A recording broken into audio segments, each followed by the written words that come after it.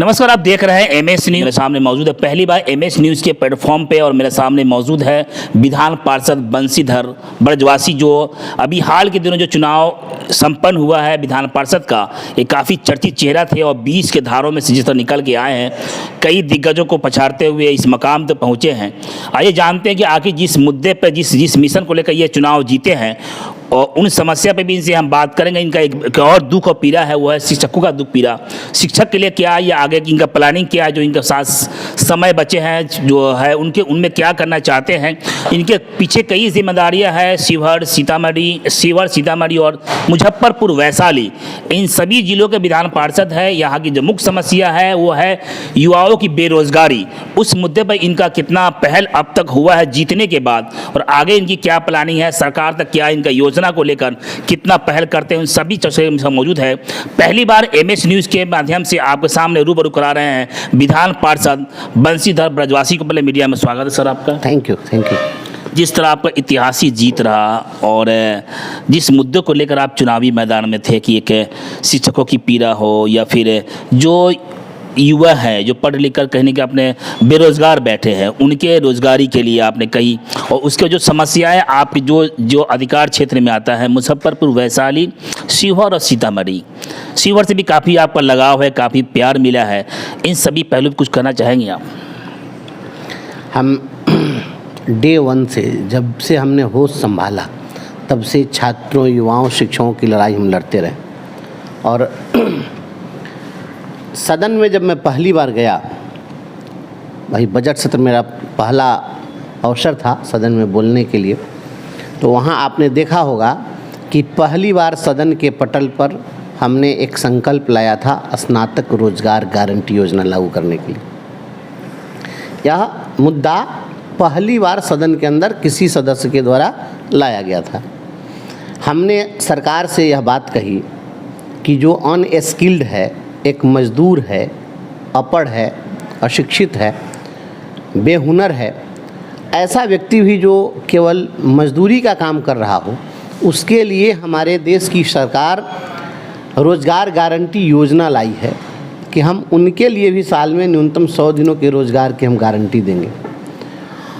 और जो पढ़े लिखे लोग हैं उनके रोज़गार की कोई गारंटी नहीं है। तो मैंने सदन में मुख्यमंत्री जी की मौजूदगी में इस बात को मैंने कहा कि कोई पढ़ लिख करके और बेरोजगार है, तो इससे तो अच्छा है कि वो पढ़ा लिखा नहीं रहता तो उसके रोज़गार की गारंटी होती। तो एक और आप पढ़ने पढ़ाने की बात करते हैं, शिक्षा सबके पास हो, सभी लोग पढ़ें लिखें, इसकी बात आप करते हैं, लेकिन जो उच्च शिक्षित हैं और बेरोजगार हैं उनके रोज़गार की कोई बात नहीं है। तो अगर आपने डिग्री दी है तो उसके रोज़गार की भी गारंटी सुनिश्चित करना स्टेट की रिस्पॉन्सिबिलिटी है। वेलफेयर स्टेट में रोज़गार के अवसर सृजित करना यह सरकार की जवाबदेही है। इसलिए उनके भी रोज़गार की गारंटी सुनिश्चित करिए कि उनको भी जीवन जीने के लायक उनको भी आप रोज़गार दीजिए। और इस बात को मैंने बहुत ही गंभीरता के साथ कहा कि एकमात्र डिग्री है स्नातक की डिग्री, जिस स्नातक के साथ प्रतिष्ठा शब्द जुड़ा हुआ है, स्नातक प्रतिष्ठा। दुनिया में इसके अलावा ऐसी कोई डिग्री नहीं है जिसके साथ प्रतिष्ठा जैसा शब्द जुड़ा हुआ। तो सरकार की यूनिवर्सिटी किसी भी व्यक्ति को सर्टिफिकेट देकर अवार्ड करती है कि अब आप प्रतिष्ठित हो गए। तो जिसको सरकार ने प्रतिष्ठित घोषित किया सर्टिफिकेट देकर के और कहा कि अब आप सोसाइटी में एक प्रतिष्ठित व्यक्ति का जीवन जिए, हम आपको सर्टिफिकेट देते हैं कि आप ऑनर्ड पर्सन, आपका ऑनर्स की डिग्री दे रहे हैं। तो अगर किसी को आपने प्रतिष्ठित घोषित कर दिया तो उसके प्रतिष्ठापूर्ण जीवन जीने के लायक भी व्यवस्था आपको करनी होगी, और नहीं तो कोई मतलब इसका नहीं रह जाता है ऐसी डिग्रियों का जिस पर कोई भूजा फाँके उस डिग्री पर क्या करेगा। तो हमने इस बात को सदन के अंदर उठाया। पहली बार स्नातक रोजगार गारंटी पर हमने चर्चा की, तो हमने वहाँ पर बात रखी। सरकार इस दिशा में सही तरीके से जो पहल करनी चाहिए और जो जवाब देनी चाहिए वो नहीं सरकार दी। हम लोग फिर इसके लिए भी प्रयास करेंगे कि आगे और क्या करें। अभी तो मैं नया आया हूँ, पहला अनुभव था सदन में। तो यह बात रही स्नातक रोजगार गारंटी योजना की। दूसरी बात कि इस राज्य के अंदर में जो शिक्षित बेरोजगार हैं उनकी एक प्रमुख मांग रही है डोमिसाइल की नीति। आप यह भी सुने होंगे, वहाँ पर मुख्यमंत्री जी की उपस्थिति में मैं बोला हूँ उस पर भी मैंने संकल्प लाया था कि राज्य में डोमिसाइल नीति लागू हो, और डोमिसाइल नीति के तहत यहाँ के सभी लोगों के भविष्य को आप सुरक्षित करिए। अभी जो शिक्षकों की बहाली हुई उसमें बड़े पैमाने पर अन्य राज्यों के लोग भी यहाँ पर आए। आपको उड़ीसा चले जाइए, क्या वहाँ पर 1 to 8 तक के शिक्षक की जो बहाली होती है उसमें आपके राज्य के कोई व्यक्ति शिक्षक बन सकते हैं? नहीं बन सकते हैं। झारखंड ने भी डोमिसाइल लागू किया। मध्य प्रदेश और छत्तीसगढ़ में क्या बन सकते हैं? नहीं बन सकते। वही नीति आप बिहार में भी चाहते हैं? हम कहते हैं कि बिहार एक गरीब प्रांत है, पिछड़ा हुआ राज्य है, तो पिछड़े हुए राज्य में आप बाहर के लोगों को ला रहे हैं। घर का बेटा बेकार है, बाहरी को रोजगार है, सुशासन की सरकार है, तो ऐसा नहीं चलेगा। यहाँ के युवाओं को भी डोमिसाइल की दरकार है, और इन्हीं शब्दों के रूप में मैंने सदन के अंदर कहा कि डोमिसाइल की नीति आप लागू करिए। तो डोमिसाइल पर भी हमने बात की। अब गुरुजनों की समस्या पर मैं बात करूँ तो हमारे जो भी राज्य में जितने भी हमारे गुरुजन हैं, पहले एक बात तो आपको बता दें कि विधान पार्षद होना, बनना, रहना, नहीं रहना वो एक अलग चीज़ें हैं, वो पॉलिटिकल प्लेटफॉर्म है। लेकिन जब मैं बहाल हुआ था उस समय शिक्षा मित्र के रूप में मैं बहाल हुआ, और शिक्षा मित्र के रूप में मात्र 1500 रुपये पर जो जिसके भविष्य की कोई गारंटी नहीं थी, उस दिन हमने संघर्ष प्रारंभ किया था। और आज से 20 साल पहले जो स्ट्रगल हम लोगों ने प्रारंभ किया था, ये शिवहर जिला हमसे जुड़ने वाला पहला ज़िला था, और पटना में हम लोग अनशन पर बैठे थे 12 दिनों तक। फिर हम लोगों ने इसको परमानेंट कराया था, 11 महीने से के कॉन्ट्रैक्ट को समाप्त करा के परमानेंट कराया। फिर मानदेय के बदले नियत वेतन की व्यवस्था की गई। फिर 14-15 में जो हमारी लड़ाई हुई थी, इसके बीच में और भी बहुत सारी लड़ाइयाँ हुई, लेकिन प्रमुख लड़ाई में 14-15 की लड़ाई रही।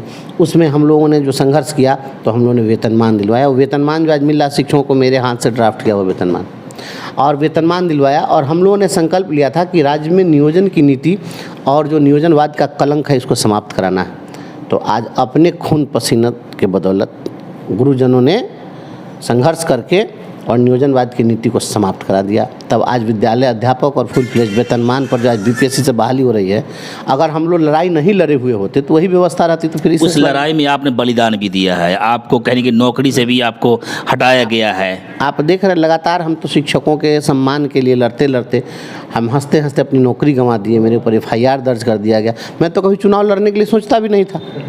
मैं तो केवल और केवल शिक्षकों के लिए समर्पित था। मुझे कभी विधायक बनने की कभी कोई चाहत नहीं रही। मैं तो ऐसा कभी सोचता भी नहीं था। वो तो परिस्थितियाँ ऐसी बन गई कि उस समय में देखे कि देवेश बाबू सांसद बन गए। वो सांसद नहीं बने होते तो ये सीट भी नहीं खाली होता, तो सीट खाली हो गया। ऐसे ही समय में देखे कि शिक्षा विभाग के एक ऐसे आ गए नौकरशाह कि उन्होंने उनके खिलाफ हम हमेशा से लड़ते रहे शिक्षकों के सम्मान के लिए। हम लड़े तो मेरी सेवा समाप्त कर दी गई, मेरे ऊपर FIR दर्ज कर दिया गया। तो ये तमाम चीज़ें हुई, परिस्थितियाँ ऐसी बनी, सभी गुरुजनों ने तय किया, मुझे आज सदन के अंदर भेज दिया।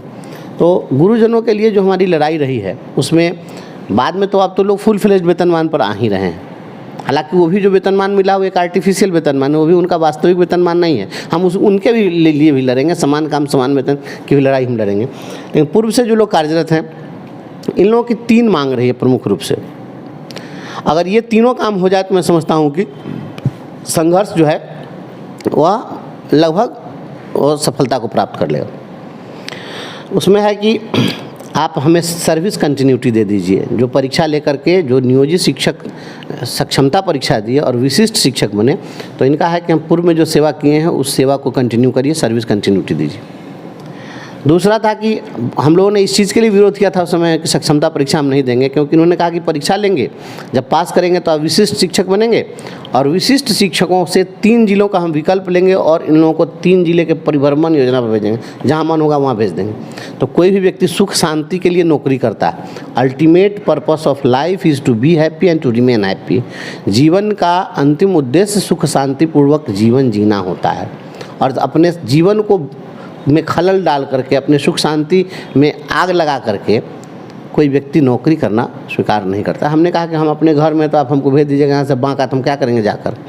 तो हम इस चीज़ का विरोध कर रहे थे कि लोकल में हमें स्वैच्छिक पदस्थापन दीजिए। और तीसरा था कि हमारा प्रोमोशनल एवेन्यू बरकरार रखिए। सरकार ने कह दिया कि जो लोग विशिष्ट शिक्षक बन जाएंगे वो प्रमोशन जो अधिकार के रूप में दावा नहीं करेंगे। तो ये 3 चीज़ों को लेकर के हमारी लड़ाई रही। तो एक चीज़ में तो सफलता मिल गई कि सरकार ने कह दिया कि नहीं, अब 3 जिला का परिभ्रमण योजना बंद हो गया, जो जहाँ है वहीं पर उनको छोड़ देंगे, तो एक सफलता तो मिल गई। सर्विस कंटिन्यूटी के लिए सदन के अंदर हम लोगों ने सवाल उठाया, तो वहाँ पर भी बात हुई, लोगों ने माना, माननीय सभापति जी ने भी कहा कि नहीं, ये तो गड़बड़ बात है भाई, कि आप पहले से काम करा रहे थे, वही स्कूल है, वही बच्चा, वही टीचर है, वही सब कुछ है, तो आप सर्विस कंटिन्यूटी क्यों नहीं दीजिएगा। तो उस पर बात चली कि अप्रैल महीने में फिर एक बैठक करके और इस पर अलग से मिनिस्टर के साथ बैठक होगी और इसको तय किया जाएगा। मैं कल भी गया था सचिवालय में और डायरेक्टर प्राइमरी से कल भी मैं मिला हूँ। कल भी मिलकर के हमने कहा कि इस संचिका को आप आगे बढ़ाइए, और कल एसीएस नहीं थे, फिर अगले सप्ताह मैं कोशिश कर रहा हूं कि अपर मुख्य सचिव से मैं मिलता हूं और इस चीज़ को कराएंगे। सर्विस कंटिन्यूटी भी शिक्षकों को दिला करके रहेंगे। ये हमारे शिक्षकों की लड़ाई आपकी जारी है, तो दूसरा हम कौन काम करते हैं? मेरा कोई शिपिंग कॉर्पोरेशन बम्बे में थोड़े ही है, हमारा तो यही कॉर्पोरेशन है। हम कहाँ जाएंगे? तो हम तो दिन रात सपना में भी शिक्षक के देखते हैं, सपना में भी शिक्षक, छात्र, नौजवान, वही क्रांति गीत, वही इनकलाब, दूसरा तो जीवन का ध्येय है नहीं। अब सुबह में 6:30 बजे किसी छोटे बच्चा को बुला लीजिए जो 6 साल का है, और उसको 12:30 बजे तक स्कूल में रखिए। अब आप हमको बताइए कि कोई जो माइंडलेस आदमी होगा वही ना ऐसा नियम बना सकता है? 6 साल का बच्चा को आप कितना घंटा पढ़ाइएगा? कितना घंटा पढ़े हैं? ये जितना IAS IPS है, पूछिए तो ये एक भी IAS IPS ये पढ़ा है? ये 6 घंटा, 6.5 घंटा कभी? छठा का बच्चा 6 घंटा पढ़ता है? ये 6 घंटा पढ़े तो जो BA पास करने के बाद भी अगर 6 घंटा कोई पढ़ेगा, तो दावा करते हैं कि 3 साल पढ़ेगा तो वो IAS IPS जो चाहेगा वो कर लेगा। एक टाइमिंग पर आपने सवाल खड़ा किया है। आप किसी भी व्यक्ति के अंदर जो कंसंट्रेशन स्पैन है, किसी चीज़ पर हम कितने देर तक एकाग्रचित हो सकते हैं, और जो हमारी ग्राह्य क्षमता है, हम कितनी चीज़ों को ग्रहण कर सकते हैं, ये देखना पड़ेगा ना। ये ज़बरदस्ती एकदम कोच के आप दिए जा रहे हैं, एकदम आपको खाने के लिए जितना आपका पेट होगा उतना ना खाइएगा, कि आपको हमको देना 2 कुंटल खा लीजिएगा। ये सब बेवकूफ़ाना हरकत है और इसी कारण से शिक्षा व्यवस्था चौपट है। अब 12:30 बजे जो बच्चा निकलेगा स्कूल से, और उसको 6 किलोमीटर साइकिल चला के जाना है, आप बताइए कि उस समय 12:30 बजे निकलेगा तो घर जाते जाते तो बेदम हो जाएगा आधा पहले ही, तो जाएगा तो क्या पढ़ेगा? खाक जो पढ़ के गया हुआ आधा भूला जाएगा। इसमें बदलाव होना चाहिए, बिल्कुल बदलाव होना चाहिए, बिल्कुल बदलाव होना चाहिए। व्यावहारिक नीति बननी चाहिए और अभिभावकों की जिम्मेवारी निर्धारित होनी चाहिए। जब क्षेत्र में जाते हैं तो कई समस्याओं से आपको फेस होना पड़ता है, कई समस्या आपको लिखित में आते हैं, तो क्या उन समस्याओं के लिए विधानसभा में जो है जब आप जाएंगे तो क्या मजबूती के साथ उसमें भी इस बात को रखेंगे कि जो शिक्षक का टाइमिंग है उसको भी आप चेंजिंग के लेकर करेंगे? हम सदन में रखें इस मामले को, हम शून्यकाल समिति में उस मामले को उठाए हुए हैं, हम उसमें भी उठाए हैं, फिर से लिख करके भी दिए। कल भी मैंने दिया है, देखिए फेसबुक पर मैं डाला हूँ, कल भी मैंने डायरेक्टर को दिया है कि आप समय बदलिए। और जहाँ भी मैं जाता हूँ तो सदन में जाकर करूँगा वाली बात नहीं, मैं किया हूँ, आप आकर बैठ के देख लीजिए। मैं तो जिसमें मैं चूँकि मैं पहली बार गया तो सदन के वहाँ की गतिविधियों को मैं पूर्व से नहीं जानता था। कोई भी व्यक्ति जब जाता है, कितना भी इंटेलिजेंट हो, और नए क्लासरूम में किसी बच्चा को भेज दीजिएगा तो उसमें फिर उसको सहज होने में थोड़ा सा समय लगता है।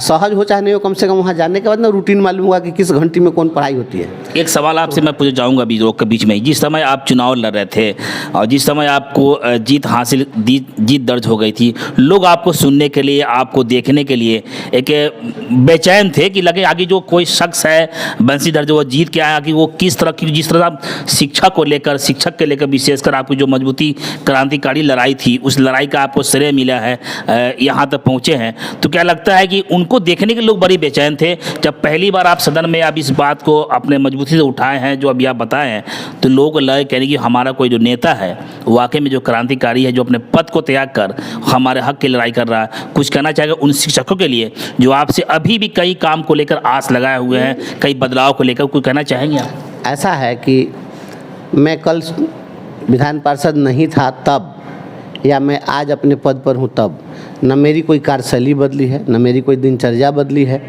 न ही मेरा कोई वर्क स्टाइल बदला है, न ही मेरा कोई स्टेटस बदला है। मैं पहले जैसा था वैसा आज हूँ, इसलिए कोई फ़र्क नहीं पड़ता है। सदन में आप बोलते हुए जब मुझे आप सुनेंगे तो आपको लग जाएगा, दिख जाएगा, आपने अगर देखा या नहीं मैं नहीं जानता हूँ। मैं रोड पर जिस प्रकार से बोलता हूँ उसी लहजे में सदन में भी बोलता हूँ। मेरे बोलने का कोई तौर तरीका कोई ऐसा नहीं है कि वहाँ पर कोई किसी को देख करके मेरा कोई लहजा बदल जाता हो। मैं किसी के सामने कोई चमचाई चाटुकारिता करके जीवन जीने वाला व्यक्ति नहीं हूँ। मैं जो हूँ वह शिक्षकों का हूँ, वित्त रहित गुरुजनों का हूँ, छात्रों का हूँ, नौजवानों का हूँ, पत्रकारों का हूँ, अधिवक्ताओं का हूँ, पढ़े लिखे समाज का हूँ और पढ़े लिखे समाज का मैं प्रतिनिधित्व करता हूँ। उनकी जो भी समस्याएं आएंगी, मैं कोई सरकार नहीं हूँ कि मैं अपने से मैं दस्तखत कर दूँ और कोई काम हो जाए, लेकिन आपकी बात को मैं मजबूती से उठाने के लिए वहाँ सदन के अंदर देखते हैं बहुत टोका टाकी भी है, लेकिन अब मुझे मौका जितना मिलता है मैं उसमें कोशिश, मैं तो एक निर्दलीय MLC हूँ, मेरे हिसाब में 75 MLC है, इसके बावजूद उसमें जा करके और अगर तलखी के साथ अगर आपकी बात रखने की मेरे से सवाल, लास्ट सवाल आपसे, बस बोलिए लास्ट सवाल आपसे। अभी बिहार विधानसभा चुनाव का तैयारी जोर शोर है, 25 का चुनाव होना है, तो क्या लगता है बंसीधर इस बार किसी तरफ किसी पार्टी के बेस पर आप कैसे सपोर्ट करेंगे या फिर न्यूट्रल रहेंगे आप? देखिए, बिहार के अंदर में जो भी पार्टी शिक्षकों, संविदा कर्मियों, वित्त रहित शिक्षकों, शिक्षित बेरोजगारों, छात्रों, नौजवानों के पक्ष में जो भी पार्टी खड़ी होगी हम उसका समर्थन करेंगे। किसी पार्टी की कोई विचारधारा अब नहीं है इस देश के अंदर में, सब स्वार्थ की विचारधारा है। सभी लोग, कोई कितना भी कोई कुछ कह ले, लेकिन विचारधारा कुछ नहीं, सब अपने स्वहित में लगे हुए हैं। क्या बदलाव जरूरी है? एकदम ज़रूरी है। अब नौजवानों को आगे आना चाहिए, शिक्षित लोगों को आगे आना चाहिए, पढ़े लिखे लोगों को आगे आना चाहिए। कब तक इन लोगों के पीछे पीछे लोग घूमेंगे? अब बदलाव, राजनीति बदलाव मांग रही है और राजनीति नई करवट लेने वाली है। मैं ये भी आपको बताता हूँ, अब बिहार में ट्रेडिशनल पॉलिटिक्स समाप्त होने वाला है।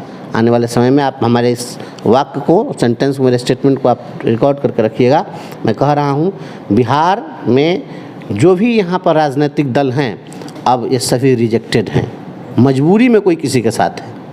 आप आम लोगों से बात करके देखिए, क्योंकि उनके पास विकल्प नहीं है, इसलिए उनको स्वीकार कर रहे हैं। इसलिए स्वीकार उनको नहीं कर रहे हैं क्योंकि उनको लोग पसंद कर रहे हैं, मजबूरी में। तो ये मजबूरियों के लिए ये लोग ज़रूरत बने हुए हैं। तो अब बिहार में पढ़े लिखे युवाओं को आगे आना चाहिए, संघर्ष में विश्वास करने वाले लोगों को आगे आना चाहिए, और जो लोग राजनीति को धन संचय का माध्यम समझ लिए हैं, जिन लोगों ने तय कर लिया है कि साईं इतना दीजिए कि स्विस बैंक तक जाए या लड़े इलेक्शन जीवन भर 10 पुस्तक खाए, तो ऐसे लोग जो है ना, इन लोगों को राजनीति से बाहर करने का समय आ गया। अब जो फकीर टाइप का लोग हुआ हमारे जैसा, वैसे ही लोगों को आगे आना चाहिए, वही लोग अब बदलाव। अभी मेरे सामने मौजूद थे चाय पे चर्चा के बंसीधर, जिन्होंने बहुत ही बारीकी के साथ इन्होंने सारी सियासत बातों को इन्होंने सामने रखने पर कई तीखे सवाल उन्होंने किया है कि जो जब टाइमिंग को लेकर जो शिक्षा पर चर्चा रहा है, उन टाइमिंग पर इन्होंने सवाल खड़ा किया है। इन्होंने कहा कि हम जो कल थे वह आज भी है, चुनाव आती जाती रहेगी। इन्होंने कहा बस इतना ही। छोटी बड़ी खबरों के लिए आप MH न्यूज़ चैनल को सब्सक्राइब करें, लाइक करें, शेयर करें। अगर आप इस न्यूज़ को फेसबुक के माध्यम से देखना चाहते हैं तो आप हमारे पेज को लाइक ज़रूर करें, और अच्छा लगे तो हमें कमेंट का सुझाव जरूर दें, हम आपके सुझाव का भी स्वागत करेंगे। धन्यवाद।